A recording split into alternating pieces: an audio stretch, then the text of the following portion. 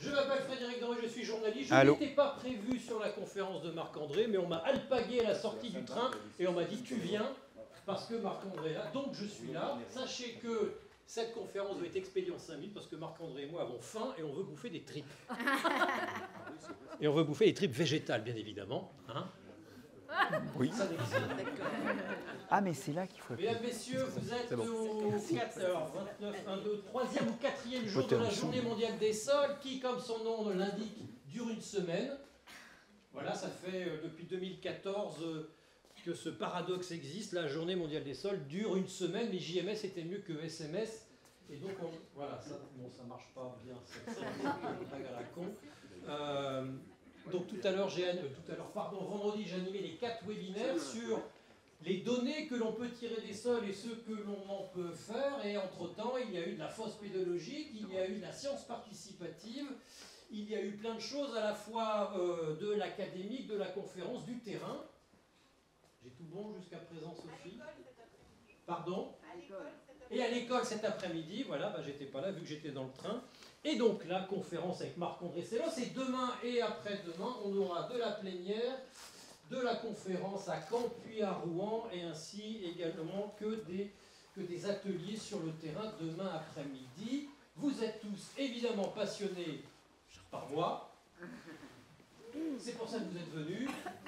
Oui, oui. Accessoirement par les sols et évidemment par Marc-André Sellos. C'est donc la 11e édition. Qu'est-ce que je peux vous dire d'autre? Je fais tout le... Il y a mon oreillette qui est là-haut qui me regarde d'un œil sourcilleux, mesdames, messieurs. Sophie Raouz, que vous pouvez applaudir, qui est la directrice de l'Association française d'études du sol. L'Association française d'études du sol l'a formale nommée AFES. Sophie est donc la directrice de l'AFES. Voilà, c'est fait, je ne la referai plus. C'est l'AFES qui a donc organisé cette journée mondiale des sols avec le GISOL, groupe d'intérêt scientifique sur les sols, le ERNEST, le réseau, je ne sais plus ce que c'est le ERNEST, j'en ai marre des acronymes que trouvent les chercheurs, et le RMT, sol et territoire. Le thème de ce soir, mesdames, messieurs, pourquoi s'intéresser au sol, virgule, aujourd'hui, et pour y répondre, Marc-André Sellos, qui est au sol ce que Hubert Reeves était aux étoiles, le révélateur. Et mon Marc-André qui a écrit ce dernier livre, qui est une petite merveille, parce qu'il fait son Hubert Reeves, et si vous connaissez, vous naturalistes, Stephen Jay Gould, c'est du Stephen Jay Gould. Qui connaît Stephen Jay Gould ici? Un des plus grands pédagogues en matière de biologie et d'évolution, qui a écrit des livres merveilleux qui, au travers de quelques détails naturalistes, racontent la vie, racontent la marche du monde. Et bien Marc-André, il fait ça dans son dernier. Voilà, et c'est un livre magnifique à offrir à Noël, plutôt que le Goncourt, qui est un peu compliqué. Ce livre-là, il se lit facilement. Marc-André, je te laisse le deuxième micro. Pourquoi s'intéresser... Ah bah tu l'as déjà, c'est magnifique. Marc-André, pourquoi s'intéresser au sol, virgule, aujourd'hui? Alors, c'est une question difficile parce qu'en matière d'intérêt, il est vrai que s'il est facile d'être Hubert Reeves parce que les gens ont facilement la tête dans les étoiles, il est peut-être moins facile d'être Marc-André Sellos parce que les gens ont rarement la tête dans le sol. Alors même que leur tête vient du sol, comme je vais vous le montrer. Et j'aimerais, avant de répondre à la question « Pourquoi s'intéresser au sol ?», puis à la question « Aujourd'hui », enfin, à la fin de la question, j'aimerais vous rappeler une chose, c'est que en réalité, le sol, il a beau être culturellement quelque chose que nous considérons peu, il est imperscrutable, donc on ne peut pas voir à travers, hein, donc on ne sait pas ce qu'il y a dedans. En plus, ce qu'il y a dedans, c'est souvent microbien, bon, bien sûr, on connaît les vers de terre, mais on ne connaît pas toute la vie microbienne, bactéries, champignons, amibes, protozoaires de tout poil.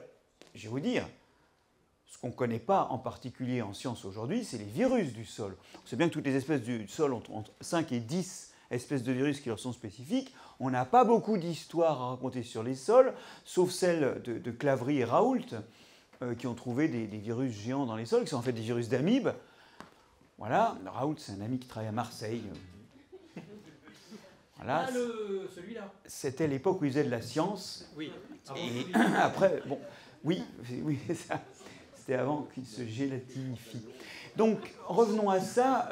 On n'a pas grand-chose à dire sur les virus, malgré quelques anecdotes. Il y a, même pour les scientifiques, aujourd'hui, des zones noires. On n'a même pas leur inventaire pour des raisons techniques. Hein, alors qu'on commence à avoir des inventaires des bactéries et des champignons. Donc, la première chose, c'est qu'on ne voit pas à travers. La deuxième chose, c'est que les éléments constitutifs sont petits et parfois, pour les virus en tout cas, restent très mal connus des scientifiques. Et puis la dernière chose, la dernière raison pour laquelle personne s'y intéresse et met la tête dedans, c'est que en réalité, c'est sale. Ah oui, culturellement, le sol, c'est sale. On parle d'un cutéreux, on parle de s'enterrer quelque part. On n'a pas une image positive des sols, peut-être parce que c'est là que nous mettons nos déchets, nos déjections, peut-être pas assez d'ailleurs, et nos corps. Et nos corps. C'est là que tout finit, n'est-ce pas? D'ailleurs, les civilisations finissent là. Souvent, leurs traces sont sous le sol. Bon. Alors maintenant, pourquoi s'y intéresser concrètement? En réalité, ce que je voudrais défendre, c'est une idée que je vais d'abord illustrer de la façon suivante. D'où vient le phosphate, ou le magnésium, ou le calcium, ou le bore, ou les traces de zinc ou de cadmium qui vous sont nécessaires, attention que des traces, hein. La silice qui vous constitue aussi, l'azote qui vous constitue. Tout cela vient des sols. À un moment, cet azote, ce phosphate, il était sur une molécule organique, un reste de feuilles, un reste de vers de terre, et il a été décroché par une bestiole qui a mangé ce reste et qui, un peu comme vous, a ensuite fait pipi et émis cet azote ou ce phosphate sous une forme de nitrate, d'ammonium, de phosphate, bref, sous une forme où ça a été récupéré par des plantes. Votre fer, votre zinc, votre brome, votre silice, tous vos oligo-éléments, ils viennent de roches du sol, de petits morceaux de minéraux qui, là encore, ont été attaqués par des microbes. Bon, c'est des microbes qui, en gros, vont chercher leur complément alimentaire en se plaquant sur la roche et en émettant de l'acide qui augmente de 10 à 100 fois la vitesse de dissolution des roches dans le sol. Et ils récupèrent des choses, mais il y a des fuites dans tous les sens. Et de toute façon, à leur mort, ça finit par être libéré. Et donc, vos constituants, ils viennent soit de matière organique morte qui est tombée dans le sol et qui a été attaquée par des microbes, soit de roches qui ont été attaqués par des microbes, soit même de l'air qui rentre dans le sol et qui a été attaqué par des microbes. Parce que si vous vous intéressez à l'origine de l'azote qui vous constitue et qui est quand même un de vos constituants majeurs, n'est-ce pas? Eh bien, cet azote ne vient pas des roches. Alors vous allez me dire, oui, l'azote, il vient de la matière organique, des sols, qui se décompose et qui donne ce nitrate, cet ammonium que consomment les plantes. Attention, ça c'est du recyclage, mais d'où est-ce qu'il vient au départ? En réalité, au départ, il vient de l'air, grâce à des bactéries qui sont capables de transformer l'azote de l'air en acide aminé. D'ailleurs, certaines de ces bactéries sont associées aux plantes qu'on appelle les protéagineux, qui les nourrissent dans des renflements de leurs racines, et en échange du sucre que ces plantes, trèfle, luzerne, soja, donnent, ce sucre que ces plantes donnent aux bactéries, eh bien les bactéries leur redonnent des acides aminés en échange, et du coup, ces plantes sont très riches en protéines, et ces protéagineux servent à nourrir le bétail ou l'homme comme source de protéines. Mais, si vous voulez, quelque part, à un moment, cet azote fut dans l'air, rentra dans le sol, et finit par être, grâce à ces bactéries, finit par rentrer dans la boucle qui maintenant le fait circuler entre les êtres vivants et l'état de nitrate ou d'ammonium qui est récupéré par les plantes. Bref, c'est dans le sol que ça se passe, et pour une raison assez toute bête, hein, pour l'azote, il faut un peu d'oxygène pour que ces bactéries-là respirent, mais pas trop. Donc à l'air libre, ça ne marche pas des masses. Coincé, planqué dans les sols, là, il y a les conditions où ça peut marcher. Et donc c'est là que ça se passe. En d'autres termes, vos constituants viennent de l'air, des roches et de la matière organique qui se trouve dans les sols. Tout ça va dans des plantes. Ensuite, ces plantes, vous les mangez ou vous mangez les animaux qui les ont mangées, mais en réalité, vous êtes fait de sol. C'est ce que je vous ai dit. On n'a peut-être pas la tête dans le sol, mais notre tête est faite de sol. Notre tête est sol parce que, sauf le CO2 qui sert à faire la photosynthèse, tout ce qui fait des plantes et de là des animaux vient des sols. Alors bien sûr, j'en connais qui commencent à faire les malins et qui se disent « Oui, mais moi, hein, je mange du poisson. » Tout le monde ne mange pas des tripes. On peut manger des tripes de poisson. Oui. Enfin, il faut beaucoup de poissons. Alors, c'est une spécialité chinoise que j'ai pas eu l'occasion d'essayer. Mais donc, que vous mangez les tripes ou pas du poisson, la question c'est d'où vient ce poisson? Je vous rappelle qu'au milieu de l'océan... Bah si. Ah bon? Je ne parle pas que de la sole. Hein. Alors, donc, reprenons. Ah mais là c'est trop, c'est trop. Au milieu de l'océan, il n'y a pas de sol. Je veux dire de sol. Mais il n'y a pas de sol non plus, d'ailleurs, c'est trop profond. Donc, il n'y a pas de sol, et donc, quand il y a un cadavre, je ne sais pas moi, de grosses bestioles comme une baleine ou de plus petites choses, une cellule d'algue qui flotte, tout ça, ça se débat pour surnager, ça flotte comme ça peut, mais quand c'est mort, ça coule. Ça coule, ça coule, ça coule. Et au fond de l'océan, par 3 à 5 km de fond, vous allez avoir des bactéries qui vont attaquer tout ça, des organismes qui vont manger tout ça, et qui vont libérer du nitrate, de l'ammonium, du phosphate. Mais ça, ce sera à 3 à 5 km de la lumière. Et en fait, l'océan, c'est une machine à s'appauvrir, tout ce qui peut nourrir des algues, et de là des crustacés, et de là des poissons. Et bien tout ça sombre au fond de l'océan, et en réalité, je veux dire, l'océan, il est surtout carencé en fer. Ce n'est pas tellement l'azote et le phosphate qui lui manquent, c'est que surtout au milieu de l'océan, c'est le fer qui manque. C'est l'élément limitant. Très bizarre pour nous, hein, parce que chez nous, dans les sols, les roches des sols libèrent assez de fer pour que la carence en fer soit rare. Vous notez quand même, notamment chez les femmes qui ont des règles périodiques, hein, que l'équilibre martial, comme on dit, hein, l'équilibre du fer, est un peu limite. Mais enfin, en milieu terrestre, on se débrouille quand même. Parfois c'est limite, mais on se débrouille. Au milieu de l'océan, il n'y a pas de fertilité. Et c'est pour ça qu'on a les pêcheurs d'Islande. On avait les pêcheurs d'Islande. C'est pour ça qu'on allait pêcher la morue à Terre-Neuve. Parce qu'en fait, si vous n'êtes pas adossé à une côte, vous n'avez pas de fertilité, parce qu'au milieu de l'océan, il n'y a rien à pêcher. C'est pour ça que les pêcheurs français détestent l'idée du Brexit, où les Anglais partent avec leurs eaux côtières. Parce qu'il n'y a que sur la côte qu'on pêche. On ne pêche que sur la côte, car sur la côte arrivent des fleuves, et ces fleuves sont faits d'eau qui a ruisselé dans les sols et qui en a arraché des sels minéraux. Je dis souvent que les fleuves sont des larmes de sol. Mais c'est vrai, parce que les larmes, c'est salé, elles emmènent effectivement tout un tas de sel à l'eau. Et c'est pour ça qu'il y a de la fertilité sur la côte. D'ailleurs, vous savez que quand il y a trop d'azote ou trop de phosphate dans les sols, c'est surtout l'azote qui est problématique, on finit par avoir des marées vertes à la côte parce que la fertilité des sols suinte sur le littoral. Bien, donc si vous mangez du poisson, disais-je, en fait vous mangez du sol. Et souvent on lit dans les mauvais livres, donc, comme celui-là par exemple, que 95% de la nourriture de l'humanité vient des sols. Ça c'est avant que Marc-André comprenne qu'il avait écrit dans un autre chapitre que la fertilité de l'océan vient aussi des sols. Et en fait si vous faites votre total, vous êtes pratiquement à 100%. Il va falloir vraiment rectifier ça dans un prochain tirage. C'est important parce que, au total, vous êtes constitué de sol, sauf quant au carbone qui, lui, vient par la photosynthèse de l'atmosphère. Bon. En fait, votre lien au sol, il est encore plus intime que ça, parce qu'il n'y a pas que la nourriture qui vient du sol, il y a aussi l'eau. Rendez-vous bien compte que l'eau, elle est reçue par les sols. Merci. Bon. L'eau est reçue par les sols. C'est sur les sols qu'il pleut, bien sûr. Et s'il n'y avait pas de sol, eh bien, l'eau ne serait pas retenue. Tiens, quand il pleut dans le désert, c'est pas bien fréquent, hein, mais l'eau s'en va tout de suite. Elle s'en va d'ailleurs même tellement vite que seuls 20% de l'eau dans le désert arrive à s'évaporer. Le reste s'en va dans des rivières non permanentes, des oueds, et finit très loin tout de suite. Chez nous, quand il pleut sur le sol, eh bien, il y a cette fameuse vie des sols. Cette vie des sols, elle est faite d'organismes qui, de leur vie à leur mort, vont faire des trous. Suivez-moi.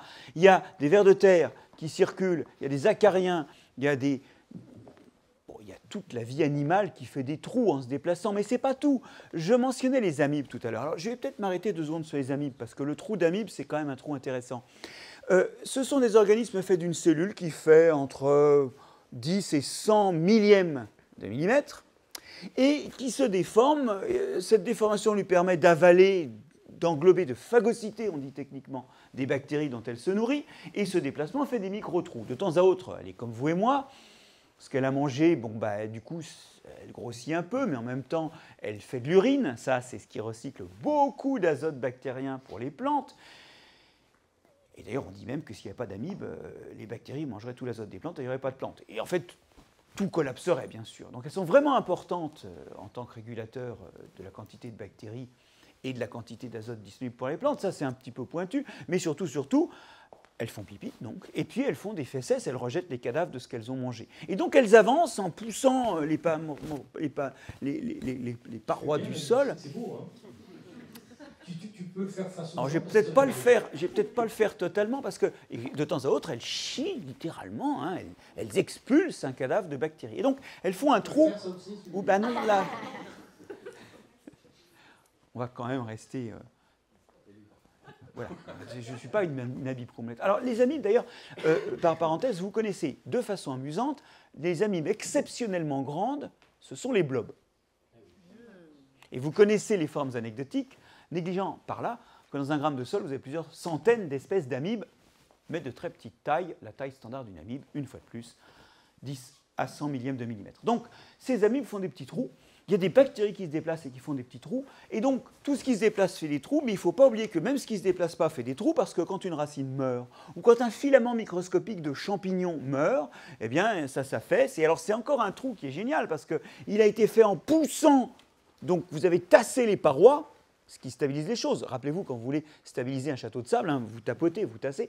Mais en plus, eh ben, il y a de la matière organique qui reste, le reste du filament de champignon, le reste de la racine, et ça colle les morceaux. Ça fait des trous dont la voûte est encollée, poissée de matière organique et ne s'effondre pas. Et puis, ça fait des trous qui sont souvent assez petits pour retenir l'eau par capillarité. Parce que le trou de ver de terre, c'est bien, ça fait rentrer l'eau. Mais l'eau, elle coule dans un ver de terre, dans un trou de ver de terre. Et donc, ce que l'on veut, c'est que cette eau, elle reste. Et pour ça, il faut des petits trous qui retiennent l'eau, les trous d'amibes, les trous de bactéries, les trous liés à la mort des filaments de champignons. C'est la bonne taille. Bref, c'est la vie du sol qui fait ces trous qui retiennent l'eau. Cette eau qui est retenue, d'une part, elle va nourrir des plantes. Bon, voilà. D'ailleurs, c'est amusant.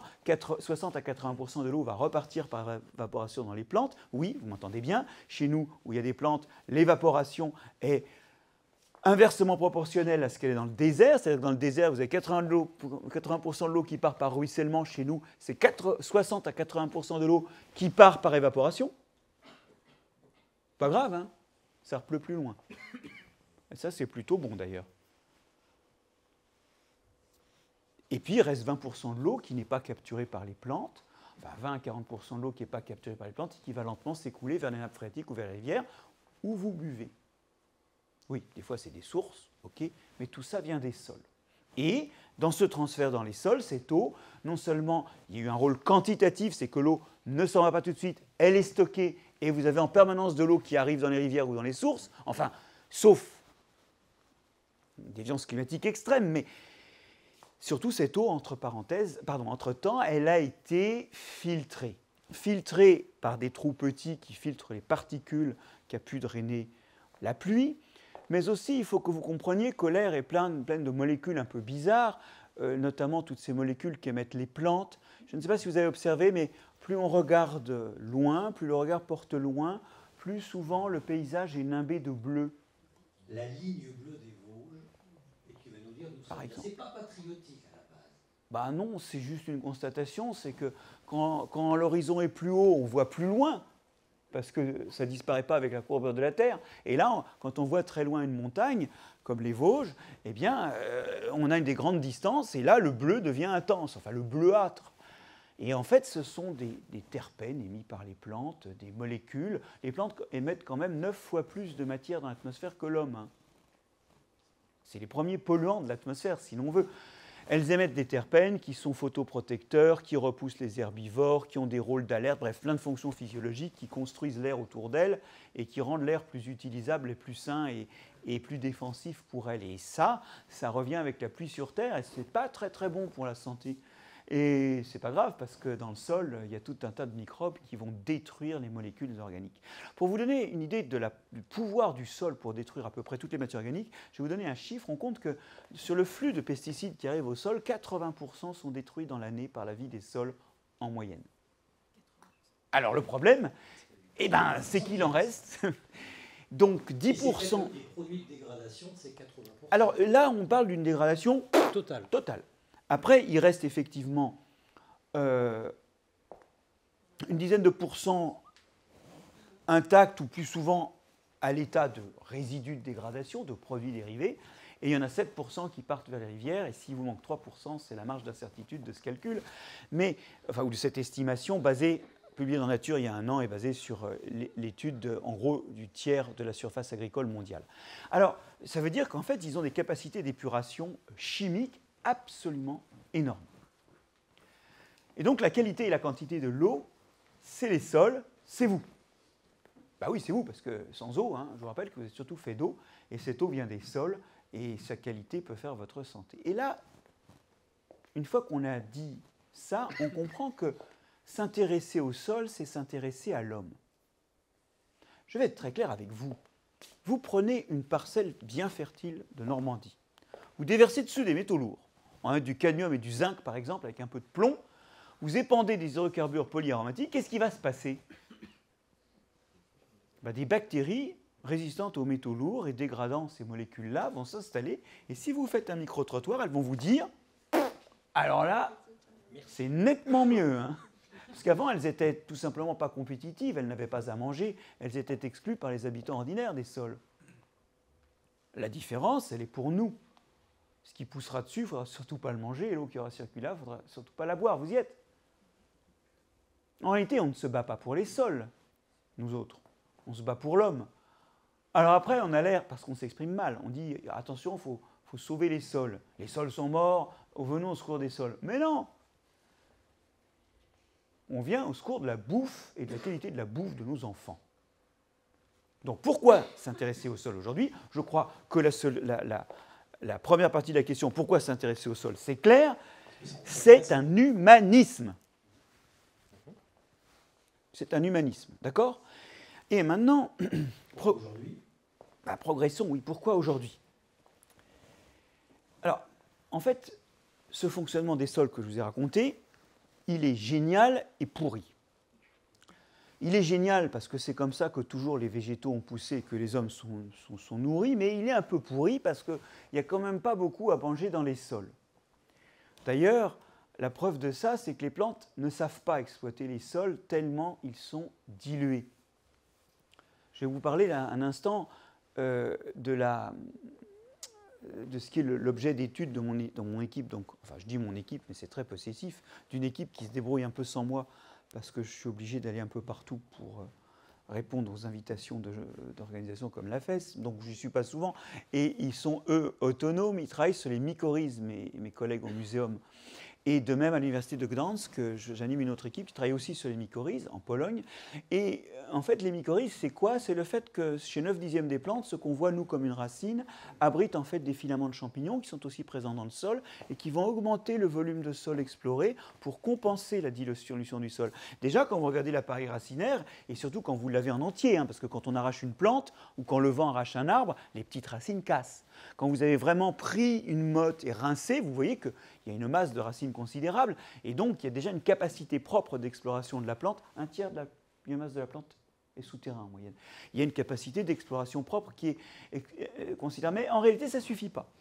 Ces champignons, ils ont l'avantage suivant, c'est que leurs filaments sont microscopiques, ils pénètrent dans la racine, et dans la racine, ils vont échanger contre des sucres venus de la photosynthèse, des choses qu'ils ont ramenées du sol. Et ces filaments-là, quand ils poussent, ils sont beaucoup plus fins que des racines. Ça coûte 100 fois moins cher pour la même longueur de faire des filaments de champignons qu'une racine. Donc déjà, ça coûte moins cher pour explorer. Et surtout, ils vont faire un immense réseau qui va venir au contact d'un certain nombre de substances qui ne sont pas capables de circuler dans le sol, comme le fer ou le phosphore. Ils vont être capables de le prélever. Et le contact sol-champignon, il est 10 000 fois plus important que le contact sol-racine. Vous voyez, ces mycorhizes, là, on peut dire c'est génial, la plante finalement interagit avec des champignons. Ce n'est pas n'importe quel champignon. En forêt, c'est les cèpes, les girolles, c'est les truffes aussi pour les arbres. Et puis pour les plantes herbacées de nos régions et pour les cultures, c'est des champignons pas connus du public parce qu'on ne les voit jamais à l'œil nu, qu'on appelle des gloméromycètes. Enfin, 9/10 des plantes, si vous les plantez dans un sol de fertilité banale, sans ces champignons, elles ne poussent pas. Voire même, alors elles poussottent, voire elles meurent. Mais on ne sait pas ça, parce qu'ils sont partout, ces champignons. Donc c'est jamais limitant. Mais quelque part, le fait que la plante deal avec un champignon, ça nous rappelle qu'il y a un vrai problème de concentration. Donc évidemment, ces sols, ils nourrissent, mais quantitativement, ce n'est pas génial. Et donc, on a eu à augmenter la façon dont les sols produisent de l'alimentation, parce qu'il faut nourrir l'humanité. C'est vrai, La question, c'est est-ce qu'on l'a bien fait? Historiquement, il y a eu deux grandes méthodes, le labour et les engrais minéraux. Parce que des engrais, il faut en amener. Je veux dire, quand vous récoltez, c'est autant d'azote et de phosphate qui ne va pas retomber dans le sol et redevenir utilisable pour les plantes. Donc il faut toujours amener des engrais. Mais à un moment, on a eu des engrais minéraux. Et alors, ces engrais minéraux, ils ont eu plusieurs effets. Le premier, c'est qu'il y a des fuites, comme on en met beaucoup. Donc ça passe dans l'eau et ça fait proliférer les algues dans l'eau, voire sur le littoral, quand on en met trop. Deuxième effet pervers, la plante a licencié ses champignons. Oui, quand vous habitiez au-dessus d'une pizzeria, vous ne payez pas un Uber Eats pour vous ramener une pizza. Donc elles ont licencié les champignons. Dommage, parce que les champignons avaient aussi un rôle protecteur. Donc elles mangent, puisqu'on met des engrais, mais elles sont plus protégées. Donc première chose, il y a des fuites. Deuxième chose, la plante n'interagit plus avec ses champignons, qui ont des rôles stabilisateurs du sol et des rôles protecteurs pour la plante. On a perdu ça. Et puis troisième petit problème, qui va vous rappeler le lien intime que vous avez au sol, c'est que les engrais phosphatés contiennent du cadmium. Alors on disait tout à l'heure, je parlais de votre cadmium, qu'il en faut un tout petit peu. Il y a un tout petit peu. À haute dose, ce métal-là est extrêmement toxique. Or, il y a un conflit entre l'ANSES qui disait pas plus de 20 mg par kilo de cadmium. Oui, c'est un cancérogène certain. Ah oui, et puis, il y a bien mieux encore. Mais bon, donc on va en parler tout de suite. Mais la FNSEA disait non 60 parce que le phosphate sans cadmium, c'est cher. 60 quoi? Milligrammes par kilo. Cadmium par kilo de phosphate. Et qui a gagné? Que croyez-vous qu'il arriva? C'est 60. Alors le bilan, chers amis, c'est que la moitié d'entre vous est surdosée en cadmium. Vous allez dire la belle affaire. Alors, ça fait des désordres rénaux. C'est difficile de donner des chiffres parce qu'il y a plein de raisons pour ça, d'autres raisons. Ça fait des désordres hépatiques, voilà, mais c'est cancérigène et tu penses au cancer du... Je sais plus. Du pancréas surtout. Plus 3% par an en France, c'est la cause probable de l'essentiel de cette augmentation. Ça aussi bloque la formation des os. Et on finit par... C'est parce qu'on a du cadmium dans les mines de phosphate, c'est ça? Exactement. En fait, le phosphate sédimentaire, il y a toujours du cadmium qui se dépose avec. Or, les grandes mines marocaines, elles sont sédimentaires. Alors, il y a du phosphate sans cadmium. D'abord, il est en Russie. Et deuxièmement, il n'y en a pas beaucoup. Et il est cher parce qu'il est sans cadmium. C'est du phosphate d'origine magmatique. C'est des dépôts lors de la cristallisation de lave. C'est des dépôts tardifs. C'est les derniers jus qui cristallisent contiennent des cristaux d'apatite et des choses comme ça qui sont très riches en phosphate. Bon, alors revenons à ça. Là, il y a un désastre sanitaire.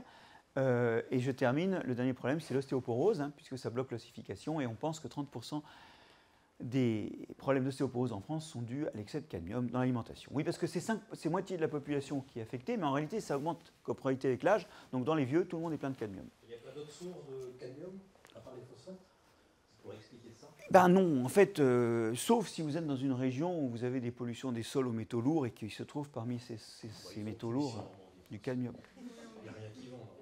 Alors ça peut être le cas si vous avez par exemple un potager sur une ancienne zone industrielle et que vous ne le savez pas. Mais clairement, la moitié de la population qui est atteinte d'un excès de cadmium, c'est les engrais. Donc vous voyez que les engrais, ils illustrent bien ce lien intime qu'on a au sol, rebelote, mais on n'en veut pas, ou du moins on n'en veut pas trop, on en veut bien en complément, mais il faut baisser la dose. Bon.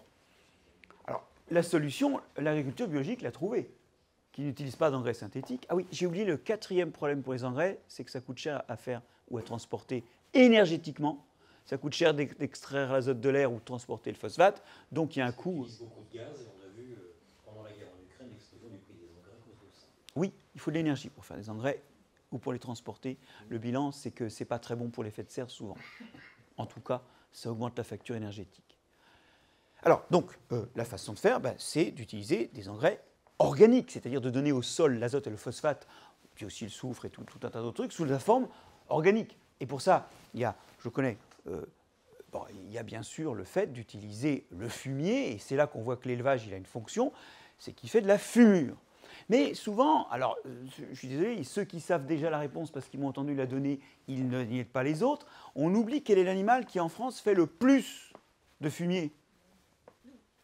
Bah oui, voilà, c'est complètement spolié. Ce qui est marrant, c'est que quand je posais cette question au début, il y a 3 ans, personne, alors je ne dis pas que c'est de ma faute, hein, mais globalement, il y a plein de gens qui ont mûri l'idée qu'on fait partie des animaux et que nous aussi on fait pipi et caca. Et puis aussi, on a des déchets de cuisine. Je vous rappelle qu'on a 100 kg de déchets de cuisine par personne et par an. Je vous rappelle que chaque jour, vous urinez 11 grammes d'azote et 0,7 grammes de phosphore. Et que donc, au total, ça représente, selon les estimations, de 20 à 40% des besoins de l'agriculture. Je rajoute quelques vaches, je rajoute quelques cochons. Et je déplace tout ça au bon endroit, parce qu'on est d'accord que les cochons chient et pissent pas au bon endroit, et nous non plus, donc il faut déplacer. C'est pas, sur le papier, ça marche, mais il y a quand même une organisation et une conversion à faire. Je vais revenir là-dessus à la fin. Et donc, au total, on peut déjà commencer par remettre tout cet azote et ce azote. En plus, il n'y a pas de cadmium dans votre urine. Je vous rappelle que le cadmium reste dans votre organisme. Donc, franchement... On a un bon épurateur, en fait. Bah ouais. Donc c'est quoi? C'est récupérer, filtrer nos urines et le reste pour le donner à l'agriculture? Bah déjà, oui, l'urine, en plus, l'urine, microbiologiquement, c'est assez propre, hein, contrairement à ce qu'on pense. C'est presque stérile. Et si on arrive à bloquer la formation d'ammonium, parce que ça, bon, ça sent très fort, on perd l'azote et c'est pas très bon pour la santé, c'est bon. Et donc il y a des laboratoires de l'école des Ponts et Chaussées à Paris qui travaillent là-dessus. Il y a des immeubles modèles pour récupérer l'urine déjà, où il y a l'essentiel de la fertilité. Et ensuite, c'est quoi? Polyculture élevage, on en revient à la France des années 50? Polyculture élevage, en plus, l'élevage, je vous rappelle qu'il est un peu herbicide, parce que le broutage, ça coupe les plantes. Alors, c'est pas la panacée, parce que les plantes remontantes remontent. Donc on finit par être ennuyé par des ivraies, des choses comme ça. Mais c'est quand même déjà quelque chose qui permet de tondre. Le vignoble néo-zélandais, il est tondu par les moutons néo-zélandais, pas d'herbicide. Donc ça permet de tondre, ça permet aussi de manger un peu de viande, et c'est important parce que même si on en mange trop actuellement, on n'est pas des herbivores. Comme le disait un ami à moi, dont j'ai oublié le nom, qui a écrit un bouquin. Je sais pas, et moi peut-être. Sur la cause végane. Ah oui, c'est moi que tu as postfacé. Là, oui, j'ai fait une enquête sur le véganisme qui m'a valu quelques lettres. Et Marc-André a contribué en écrivant une postface presque aussi longue que mon bouquin.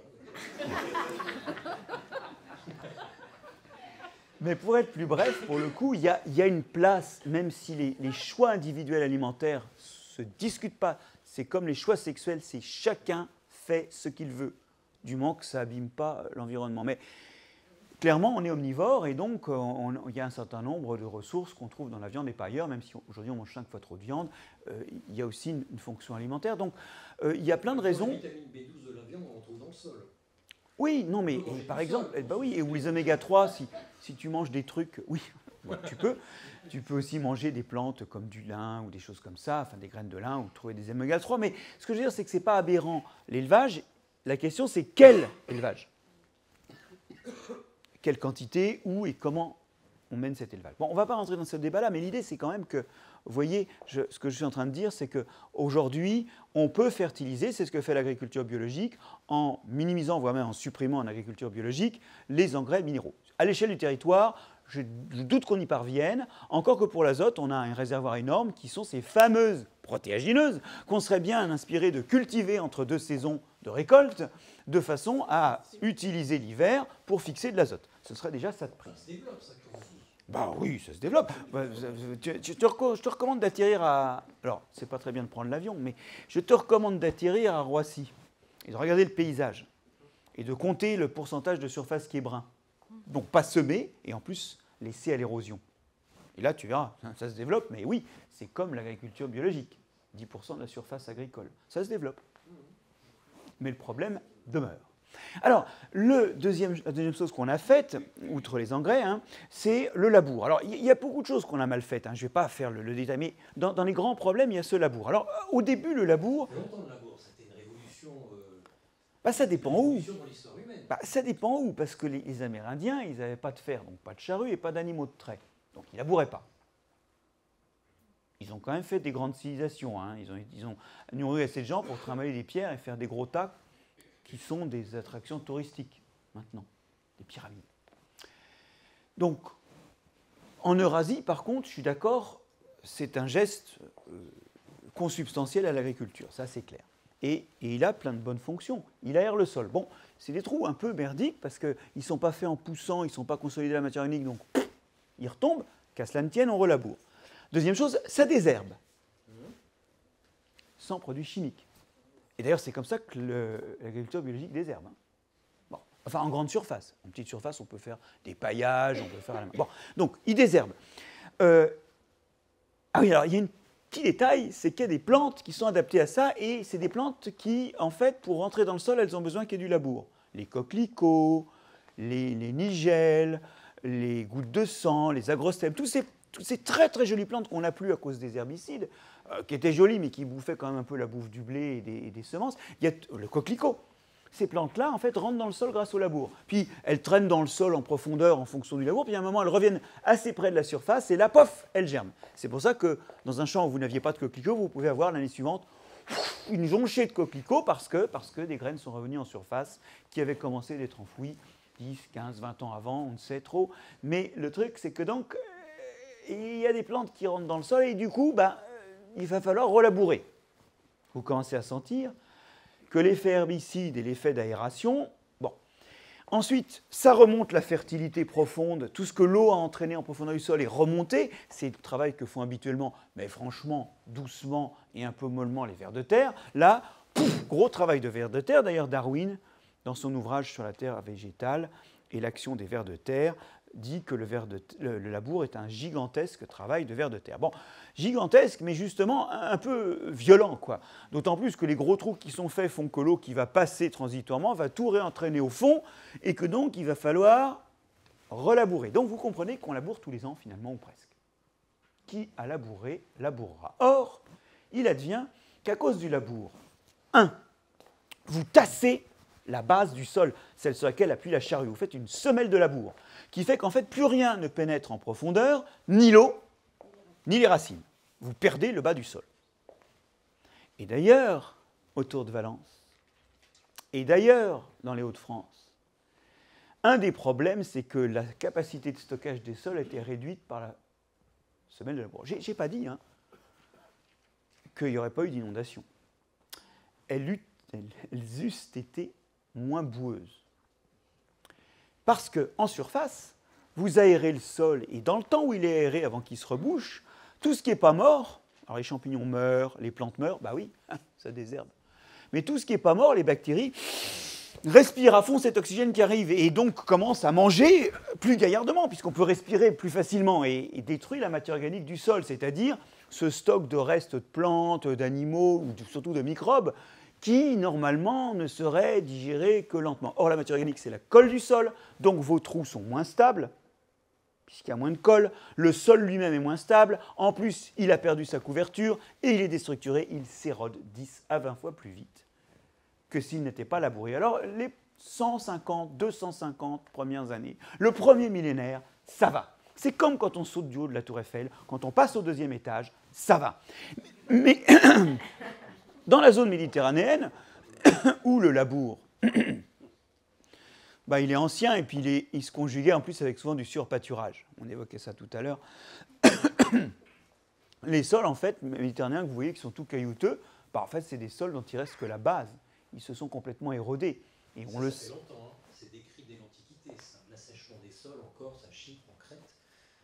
Donc la destruction de notre environnement, ça ne date pas de l'époque moderne. Il y en avait qui avaient remarqué que le labour n'était pas bon. Et il y a des agriculteurs qui ont remarqué que ce n'était pas bon et ils ont proposé une solution. Là encore, vous voyez qu'on a de nouveau des agriculteurs qui sont capables d'aller au-devant des solutions. Ça, c'est important parce que les agriculteurs ne sont pas des cons.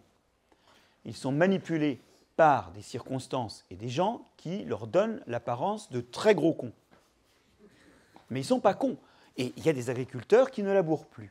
Alors, cette agriculture non labourée, elle a deux origines. C'est une sorte de rebond.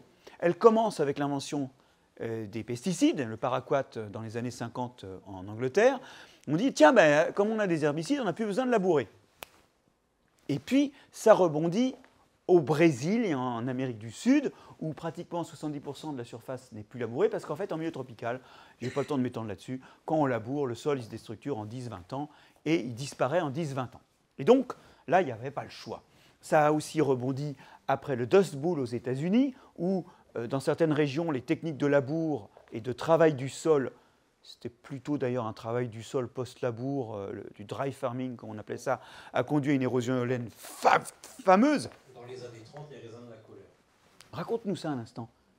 Eh bien, les sols avaient tellement, comment dire, à l'occasion d'un assèchement du climat, l'importation en Amérique, dans le Middle West, de techniques de labour européennes a fait que le sol a été desséché, emporté par le vent, et ça a entraîné les raisins de la colère. 3,5 millions d'Américains et de Canadiens qui ont été obligés de foutre le camp en Californie, dans l'Oregon et sur les États à l'ouest du Canada. Et ça a été un traumatisme aux États-Unis. C'était très bien documenté par le Sénat et le Congrès américain. Et depuis lors, dans ces États-là et dans certains comtés de ces États-là, on n'a plus le droit de labourer.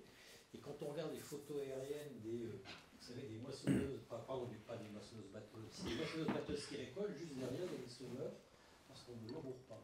Et il y a certains comtés, j'ai vu ça, où le shérif a le droit de s'opposer à un quelconque travail du sol tellement